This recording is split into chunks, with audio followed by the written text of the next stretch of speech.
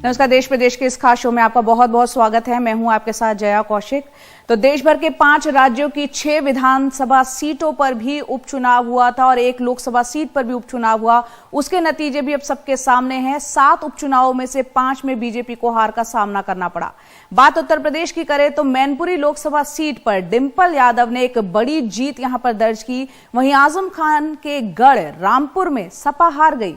BJP के उम्मीदवार की यहां पर जीत हुई है। देखते हैं आलोक पांडे की एक ग्राउंड रिपोर्ट। उत्तर प्रदेश के रामपुर में बीजेपी की बड़ी जीत इसलिए भी कि ये विधानसभा सीट बीजेपी ने पहली बार जीती है। सपा के नेता आजम खान को हेट स्पीच मामले में सजा की वजह से खाली हुई सीट पर हुए उपचुनाव में बीजेपी ने आजम खान के ही उम्मीदवार को मात दी। आजम खान और उनके परिवार के लोग ही 1980 से रामपुर सीट पर जीत रहे थे। रामपुर में मतदान बहुत ही कम हुआ, 30% से कुछ ज्यादा। सपा का कहना है कि पुलिस और प्रशासन ने सपा समर्थकों को वोट डालने की इजाजत ही नहीं दी, लेकिन प्रशासन ने इसका खंडन किया है। दुख इस बात का है कि बार बार शिकायत करने के बाद भी इलेक्शन कमीशन को जो कार्रवाई करनी चाहिए थी वो प्रशासन के ऊपर कार्रवाई नहीं हुई। वहां फोर्स ज्यादा लगाया गया, सेंसिटिव घोषित किए गए। लोग अगर बाहर निकले तो उन्हें पीटा गया, पुलिस ने मारा, उनको घर में बंद कर दिया। कईयों के चोट आई है, कईयों के हाथ टूटे हैं, बहुत सारे लोगों को गाली गलौज अपमानित होना पड़ा है। ये अगर इलेक्शन कमीशन नहीं देखेगा तो हम किस पे भरोसा करेंगे। जिस तरीके का ऐतिहासिक परिणाम जो आया है, जिसमें आज भारतीय जनता पार्टी 34,000 मतों से आज जो विजय हुई है, इसके लिए रामपुर की हिंदू, रामपुर के मुसलमान सब भाइयों को मेरा बहुत बहुत आभार व्यक्त करता हूं और विश्वास दिलाता हूं कि जिस विश्वास के साथ उन्होंने मुझे चुना है मैं उस पर खरा उतरूंगा। मैनपुरी लोकसभा उपचुनाव में सपा प्रमुख अखिलेश यादव की पत्नी डिंपल यादव को 2.5 लाख से ज्यादा वोटों से जीत मिली।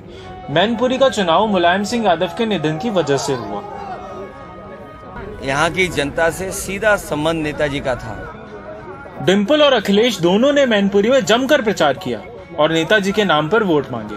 जो आज समाजवादी पार्टी ने दर्ज कराई है, यह जीत नेताजी की जीत है और यह जीत हम सभी की तरफ से नेताजी को समर्पित। मैनपुरी के मतदाताओं ने नेताजी को यह सच्ची श्रद्धांजलि दी है। ये एक तरफ जहां समाजवादी पार्टी को जिताया है, वहीं भारतीय जनता पार्टी की जो नकारात्मक राजनीति है उसको पराजित करने का काम मतदाताओं ने किया है। खतौली उपचुनाव में एसपी आरएलडी गठबंधन को जीत मिली। आरएलडी के उम्मीदवार ने बीजेपी उम्मीदवार को हरा दिया। ये सीट पहले बीजेपी के पास थी। धन्यवाद खतौली, धन्यवाद गठबंधन, धन्यवाद किसान, कमेरा और अल्पसंख्यक। ये किसानों की, कमेरों की, अल्पसंख्यकों की एक जो भारत की संस्कृति है, भाईचारे की ये जीत है। मैनपुरी से आलोक पांडे की रिपोर्ट, एनडीटीवी इंडिया। और अब बात करते हैं टीएमसी नेता साकेत गोखले की, जिनको कल एक बार फिर से गिरफ्तार कर लिया गया। कल ही उनको जमानत मिली थी अदालत से और कुछ घंटों बाद ही फिर से मोरबी पुलिस ने उनको इस बार गिरफ्तार किया है। उन्हें गुजरात में मोरबी ले जाया गया। इधर साकेत गोखले के समर्थन में 5 टीएमसी के नेताओं का एक दल अहमदाबाद पहुंचा हुआ है, जो सड़क के रास्ते अब मोरबी जा रहा है। इस दल में डोला सेन, खलीलुर रहमान, असित कुमार, डॉक्टर शांतनु सेन और सुनील कुमार मंडल शामिल हैं। टीएमसी नेता डेरेक ओब्रायन ने आरोप लगाया कि साकेत गोखले को बिना किसी नोटिस या वारंट के गिरफ्तार किया गया है और गुजरात पुलिस की तरफ से भी अभी तक कोई बयान या स्पष्टीकरण नहीं आया है कि उन्हें किस मामले में ये गिरफ्तारी हुई है। साकेत गोखले को मंगलवार को प्रधानमंत्री मोदी के खिलाफ एक फर्जी ट्वीट के मामले में गिरफ्तार किया गया था। एक मौजूदा ट्वीट को साकेत गोखले ने रीट्वीट किया था। कल उस मामले में उनको जमानत मिल गई थी, लेकिन उसके बाद कुछ ही घंटों में फिर से मोरबी पुलिस ने उनको गिरफ्तार कर लिया।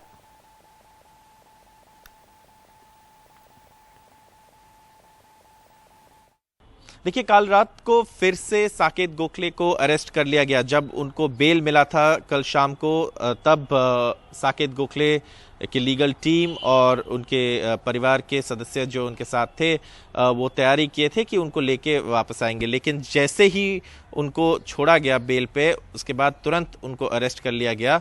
अब तृणमूल का एक एमपीज का डेलीगेशन, जो सांसद है तृणमूल के, वो मोरबी जा रहे हैं, क्योंकि ऐसा कहा जा रहा है कि साकेत गोखले को भी मोरबी लेके जाएंगे पुलिस। अब ये केस क्या है? ये केस है, एक आरोप जो लगा है साकेत गोखले के ऊपर, वो ये है कि उन्होंने फेक न्यूज़ शेयर किया था। फेक न्यूज़ क्या है?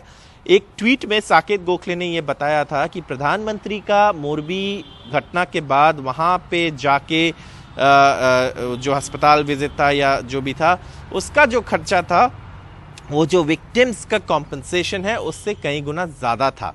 ऐसा आरोप साकेत गोखले द्वारा, पुलिस द्वारा साकेत गोखले के ऊपर लगाया गया था। साकेत गोखले को अरेस्ट भी कर लिया गया था मंगलवार को जयपुर से, इसके बाद, और केस भी रजिस्टर हुआ था और उनको 2 दिन का कस्टडी में भेजा गया था। 2 दिन के कस्टडी के बाद जब उनको बेल मिलता है, तब उस तुरंत बेल पे बाहर आने के बाद ही उनको फिर से अरेस्ट कर लिया जाता है। और अब कौन सी मामले में क्यों उनको अरेस्ट किया गया है, ये अभी तक पुलिस ने पूरी तरीके से बताया नहीं है। तृणमूल के लोगों का कहना है कि ये एक हैरेसमेंट है, क्योंकि जो उनका हिसाब से जो मेन जिम्मेदार है मोरबी के घटना के लिए, उनको तो पुलिस नहीं पकड़ा है, लेकिन जो मोरबी के घटना के ऊपर सच्चाई बता रहे हैं, उनको गुजरात की पुलिस गिरफ्तार कर रहे हैं और बीजेपी ये करा रहे हैं, ऐसा तृणमूल का आरोप है, क्योंकि उनको लगता है कि तृणमूल से बीजेपी डरे हुए है, ऐसे तृणमूल का कहना है। साकेत गोखले को जेल में रखने की ये एक साजिश है, ऐसे तृणमूल का कहना है, क्योंकि वो बीजेपी के खिलाफ हमेशा मुद्दा उठाते हैं, बीजेपी नेताओं के खिलाफ हमेशा मुद्दा उठाते हैं, ऐसे तृणमूल का कहना है। और आने वाले समय में साकेत गोखले की लीगल रणनीति क्या रहेगी, ये भी तृणमूल तय कर रहे हैं। उनके जो सांसद के डेलीगेशन है वो मोरबी पहुंच रहे हैं। आगे बढ़ते हैं, बात करते हैं महाराष्ट्र और कर्नाटक के बीच जारी सीमा विवाद की। उसको लेकर महाराष्ट्र के विपक्षी सांसदों का जो एक दल है, आज वो गृह मंत्री अमित शाह से मुलाकात करेगा। इस दल में महाविकास आघाड़ी में शामिल उद्धव ठाकरे के नेतृत्व वाली शिवसेना, एनसीपी और कांग्रेस के सांसद शामिल होंगे। महाविकास आघाड़ी के सांसदों ने इस बारे में अमित शाह को एक चिट्ठी भी लिखी, जिसमें बेलगाम, निपानी, कारवार और बीदर जैसे जिलों में मराठी भाषी आबादी पर कर्नाटक सरकार की अवैध कार्रवाई की शिकायत की गई है। उद्धव ठाकरे ने भी इस मामले पर बीजेपी पर निशाना साधा है। उद्धव ठाकरे ने कहा कि जिस तरह से राज्य की बड़ी परियोजनाएं गुजरात शिफ्ट कर दी गई, उसी तरह राज्य के कुछ गांवों का कर्नाटक में विलय किया जा सकता है। और अब खबर राजस्थान के जोधपुर से, जहां शादी का माहौल पल भर में मातम में यहां पर तब्दील हो गया। दूल्हे के घर पर सिलेंडर ब्लास्ट हुआ, वो भी तब जबकि बारात निकलने का वक्त था, उससे ठीक पहले ये घटना घटी। 2 बच्चों सहित 4 लोगों की इसमें मौत हुई है। आग में 52 लोग झुलसे हैं। 12 की हालत गंभीर भी बताई जा रही है। तो यहाँ पे जो घायल हैं उनका अस्पताल में इस वक्त इलाज चल रहा है। 35 की संख्या बताई जा रही है जो कि घायल हुए हैं। ये पूरा इलाका शेरगढ़ थाना क्षेत्र के भूंगरा गांव का बताया जाता है। बारात रवाना होने से पहले ही घर में सिलेंडर में ब्लास्ट हुआ, आग से धमाका हो गया। एक सिलेंडर में दरअसल गैस रिसाव हुआ था, बाकी के जो सिलेंडर थे उसमें भी वो आग फैल गई। जो प्रभावित है उनसे मिलने के लिए, पीड़ितों से मिलने के लिए आज मुख्यमंत्री अशोक गहलोत खुद जाएंगे। क्योंकि अब सारी जो रेफ़र हुए थे सब आ चुके हैं और उनका फर्स्ट एड करके ऊपर हमने वार्ड्स इनके लिए स्पेशल डेडिकेटेड कराए हैं। पर्याप्त हमारे पास डॉक्टर्स, पैरामेडिक्स और दवाइयों की व्यवस्था है। पर क्योंकि हादसा, जैसे आपको भी पता है, काफ़ी गंभीर हादसा है और बर्न्स के जो परसेंटेज है जो पेशेंट्स हैं उनके बहुत ज़्यादा हैं। तो देखिए 42 लोग, 60 के लगभग की जानकारी है जो इंजर्ड हुए थे, उनमें से 42 लोगों को रेफ़र किया गया, 42। तो अभी जाके डॉक्टर से बात भी करेंगे। हर संभव कह रहे बच्चे एक व्यक्ति, ये सरकार का प्रयास है। डॉक्टर जो सलाह देंगे वो हम लोग करेंगे। जरूरत पड़ने पर चाहे वो कहेंगे नहीं अब ये कुछ मरीज ऐसे हैं जो बच सकते हैं, फिर भेजना होगा तो हम लोग तैयार हैं। पर एक एक इंसान की जान बचनी चाहिए। 50 से ज़्यादा यहाँ एडमिट है और इलाज, समुचित इलाज की व्यवस्था अच्छी चल रही, लेकिन ऐसे हादसों को रोका जाए, पुनरावृत्ति नहीं हो। एक तो हमारी सरकार से मांग रहेगी प्रत्येक परिवार को 25 लाख से लेकर 50 लाख तक, और घायलों को अलग से मुआवजा और समुचित इलाज। अगर विदेश में इलाज की आवश्यकता पड़े तो विदेश में इनका इलाज भी करें। आज लोकसभा चल रही है, तो मैं लोकसभा में इस मामले को उठा के देश की सरकार का ध्यान भी इस हादसे की तरफ इंगित करूँ। ये हादसा तब हुआ है जब जोधपुर और जैसलमेर के बीच में एक जगह पड़ता है शेरगढ़, वहाँ के गांव की यह हादसा है। कल दोपहर में जब ये बारात निकलने को तैयार हो रही थी, उस समय जो हलवाई हैं वो खाना बना रहे थे बारातियों के लिए, और जो लोग आए थे मेहमानों के लिए खाना बन रहा था। वहाँ पर करीब बताया जा रहा है 3 सिलेंडर वहाँ पे मौके पे थे, और एक सिलेंडर में गैस का रिसाव हुआ, और रिसाव होने के बाद 2 जो सिलेंडर थे उन्होंने आग पकड़ ली और फिर जोर से धमाका हुआ। धमाका में बताया जा रहा है कि 52 लोग इंजर्ड हुए हैं, और इनको तुरंत ही जोधपुर रेफर कर दिया गया। रेफर तो क्या, इनको तुरंत ही जोधपुर लेके लोग वहां पर गए, क्योंकि जोधपुर में सबसे बड़े अस्पताल है, तो जोधपुर लेके रवाना हो गए। 2 बच्चों की मौत हो गई है मौके पे, 2 अन्य लोग जो थे वो रास्ते में उनकी मौत हुई है, और अभी बताया जा रहा है कि करीब 12 लोग जो हैं वो बर्न्स वार्ड में एडमिट हैं, क्रिटिकल हैं, उनकी स्थिति गंभीर बताई जा रही है। और जो 30 लोग और हैं वो जो लोग हैं वो जनरल वार्ड में है, यानी कि इतना गंभीर स्थिति नहीं है, लेकिन उनका उपचार चल रहा है। और मुख्यमंत्री अशोक गहलोत, क्योंकि उनका गृह क्षेत्र पड़ता है, ये उनकी कॉन्स्टिट्यूएंसी है, उनके बेटे वैभव गहलोत ने वहां से चुनाव भी लड़ा है कांग्रेस का, तो वो वैभव वहां पर पहुंच गए थे, और साथ ही अशोक गहलोत वहां के लिए अस्पताल के लिए रवाना हो गए हैं, जहां पर जो इंजर्ड लोग हैं उनसे जाके वो मुलाकात करेंगे। जहां तक घर का डैमेज की बात है या घर को जो नुकसान पहुंचा है, क्योंकि एक ढाणी थी, घर दूर दराज इलाके में थे, इसलिए आग बड़ी पैमाने पे नहीं लगी है, और ग्रामीणों ने ही आग बुझाने में वो सक्षम रहे हैं। कोई फायर ब्रिगेड को वहां बुलाना नहीं पड़ा है, लेकिन जो लोग मौके पर इंजर्ड हुए हैं वो स्थिति अभी चिंताजनक है।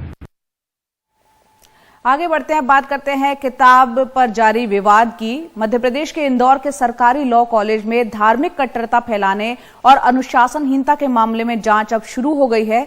सरकार का कहना है कि जिस किताब सामूहिक हिंसा एवं दांडिक न्याय पद्धति पर विवाद हुआ, उसकी लेखिका डॉक्टर फरहत खान की पीएचडी की उपाधि वापस लेने की भी कार्रवाई होगी। लेखिका और प्रकाशक की गिरफ्तारी के लिए टीमें गठित कर दी गई हैं। हालांकि आरोप है कि जिस वक्त ये किताब खरीदी गई थी, उस वक्त कॉलेज की प्रिंसिपल एक कैबिनेट मंत्री की रिश्तेदार थी। देखते हैं अनुराग द्वारी की रिपोर्ट। मध्य प्रदेश के इंदौर में गवर्नमेंट न्यू लॉ कॉलेज में अखिल भारतीय विद्यार्थी परिषद ने प्रदर्शन किया। शनिवार को कॉलेज के प्रिंसिपल डॉक्टर इनामुर रहमान ने अपने पद से इस्तीफा देने के चंद घंटों बाद आरोप लगाया कि उनसे उनकी इच्छा के खिलाफ दबाव में इस्तीफा लिया गया। मामला कॉलेज के पुस्तकालय में रखी किताब सामूहिक हिंसा एवं दंडिक न्याय पद्धति से जुड़ा है। एबीवीपी का आरोप है कि इस किताब में विश्व हिंदू परिषद आरएसएस को लेकर आपत्तिजनक बातें लिखी गई है। मामले में गृह मंत्री के आदेश के 24 घंटे बाद किताब के लेखक, प्रिंसिपल समेत 4 लोगों पर आईपीसी की कई धाराओं में मामला दर्ज हो गया। अब सरकार का कहना है लेखिका की पीएचडी वापसी की भी कार्रवाई होगी। लेखक और प्रसारक की गिरफ्तारी के लिए पुलिस की टीमें बना दी गई हैं और जल्दी गिरफ्तारी होगी। जहाँ तक लेखक का सवाल है, डॉक्टर फरहत खान, इनकी भी पीएचडी वापस हो, इसके लिए जो संबंधित विभाग है हम उसको लिखेंगे। लेखिका डॉक्टर फरहत फिलहाल फरार हैं। इंदौर में उनके घर पर ताला लटका है। जो आरोपी की गिरफ्तारी है उसके भी प्रयास शुरू किए गए थे। लेखिका के घर में पुलिस ने तलाश किया था, तो अवेलेबल नहीं है, उसकी कहीं और लोकेशन है, तलाश की जा रही है, टीम लगी हुई है। प्रकाशक के संबंध में भी पुलिस उसमें पहुंची है। वैसे किताब को 2014 में खरीदा गया था। उस वक्त कॉलेज की प्राचार्य डॉक्टर सुधा सिलावट थी, जो कैबिनेट मंत्री तुलसी सिलावट की रिश्तेदार हैं। कांग्रेस पूछ रही है उन पर कोई कार्रवाई क्यों नहीं हुई।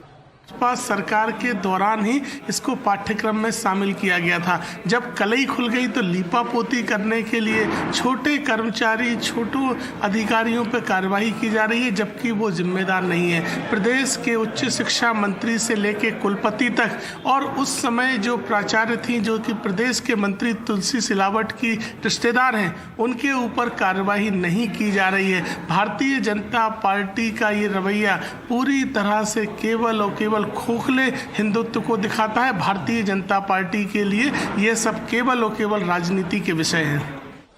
7 सदस्यीय कमेटी मामले की जांच कर रही है। कई छात्रों से प्रश्नावली बनाकर लिखित जवाब लिए गए हैं। कमेटी 3 दिनों में अपनी रिपोर्ट देगी। विधि महाविद्यालय के प्राचार्य के खिलाफ 8 धाराओं में मामला दर्ज किया गया है। कसूर सिर्फ इतना है कि पुस्तकालय में विवादास्पद किताब रखी हुई थी। वैसे जिन छात्रों की शिकायत पर मामला दर्ज किया गया है उसमें से कुछ अखिल भारतीय विद्यार्थी परिषद से जुड़े हैं, जिन्होंने कथित तौर पर सालों से फीस नहीं भरी, कॉलेज भी नहीं आते और जिस वक्त पुस्तकालय के लिए किताबें खरीदी गई थी उस वक्त प्राचार्य कैबिनेट मंत्री से जुड़ी एक उनकी रिश्तेदार थी। अब पहली इतनी मुश्किल भी नहीं है। इंदौर से अपने सहयोगी समीर और भोपाल से कैमरा पर्सन रिजवान खान के साथ अनुराग द्वारी, एनडीटीवी इंडिया।